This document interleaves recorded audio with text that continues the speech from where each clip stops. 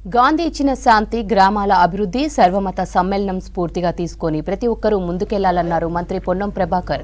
మహాత్మా గాంధీ ఇచ్చిన స్వచ్ఛతా కార్యక్రమాన్ని బాధ్యతగా నిర్వర్తిస్తున్న పారిశుద్ధ్య కార్మికులను అభినందించారు. హుస్నాబాద్ మున్సిపాలిటీకి స్వచ్ఛతా అవార్డులు రావడంలో కృషి చేసిన 108 మంది పారిశుద్ధ్య కార్మికులను సన్మానించారు. మహాత్మా గాంధీ వర్ధంతి సందర్భంగా సిద్దిపేట జిల్లా హుస్నాబాద్ మల్లెచెట్టు చౌరస్తాలో గాంధీ చిత్రపటానికి పూలమాలలు వేసి నివాళులర్పించారు మంత్రి పొన్నం ప్రభాకర్. ఎవరు కూడా మర్చిపోయేటువంటి పరిస్థితి ఉన్నది. వారికి మనందరం కూడా పట్టణం పరిశుభ్రంగా ఉండాలంటే మనం కూడా మనసా వాచ భాగస్వాములై సహకరించాల్సిన అవసరం ఉన్నది.